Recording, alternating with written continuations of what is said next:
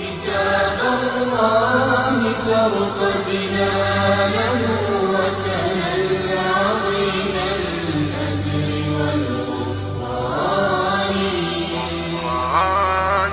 رتله روي القلب من نفحاته كالماء يروي لهفة العطشان. حضور اکرم صلی اللہ علیہ وسلم نے فرمایا کہ جس شخص پر حج فرض ہوا اس نے حج ادا نہیں کیا تو وہ یہودی ہو کر مرے یا نصرانی ہو کر مرے، اللہ کو اس کی کوئی پرواہ نہیں.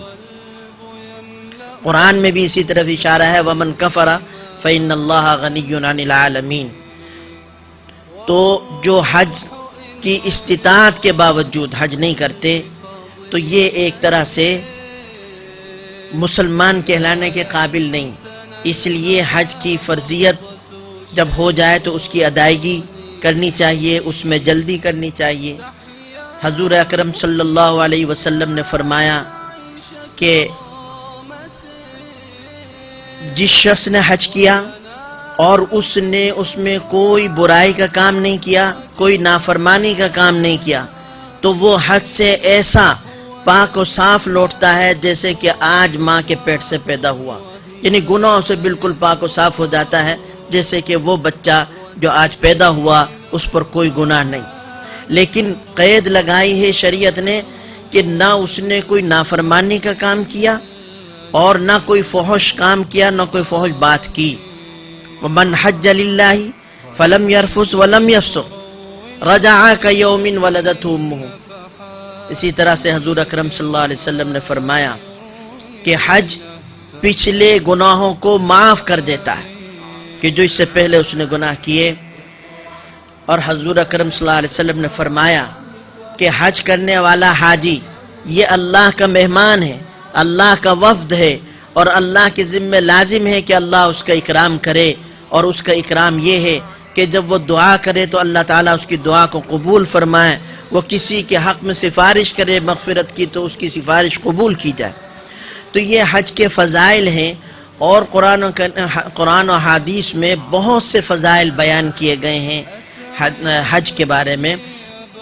ان سب فضائل کو حاصل کرنا چاہیے. حضور اکرم صلی اللہ علیہ وسلم نے فرمایا حج مبرور اس کا بدلہ جنت کے علاوہ کچھ نہیں. یعنی جس کو حج مبرور حاصل ہو گیا تو وہ جنت میں داخل ہوگا. اس کا بدلہ اللہ تعالیٰ فرماتے جنت کے علاوہ کچھ اور ہو ہی نہیں سکتا. حج مبرور کسے کہتے ہیں؟ حج مبرور کی شرائط بتائی گئی ہیں.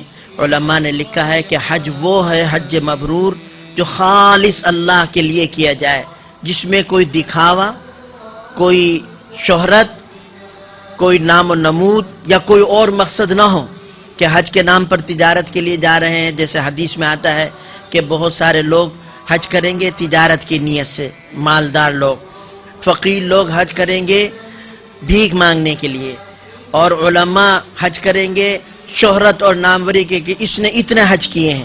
تو نیت خالص ہو تو وہ حج مبرور ہے.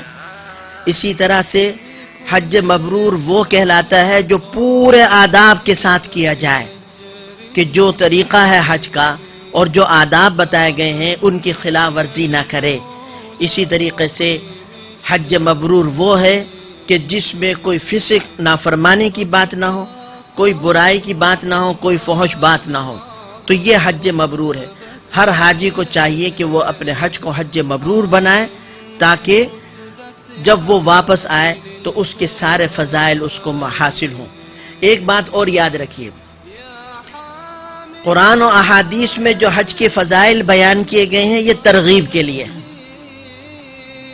مسائل بیان کیے جاتے ہیں حج کو سیکھنے کے لیے تاکہ ہمارا حج صحیح ہو جائے، اور فضائل بیان کیے جاتے ہیں تاکہ حج کی ترغیب ہو، ہر رکن ادا کرنے میں آدمی ذوق و شوق کے ساتھ ادا کرے، تو اس لیے اس کے فضائل بیان کیے جاتے ہیں. لیکن یہ ساری فضیلتیں ہمیں اس وقت حاصل ہوں گی جب کہ ہماری یہ عبادت اللہ کی بارگاہ میں قبول بھی ہو جائے. اگر یہ ہماری عبادت قبول نہ ہوئی، جیسے کہ نماز کے بارے میں بھی اور دوسری چیزوں کے بارے میں بھی آتا ہے کہ جو صحیح طرح سے ادا نہ کی جائے عبادت تو وہ اس کے منہ پر مار دی جاتی. رد کر دی جاتی ہے، تو فضائل اسی وقت کام آئیں گے جبکہ اللہ کی بارگاہ میں یہ قبول بھی حاصل کر لے۔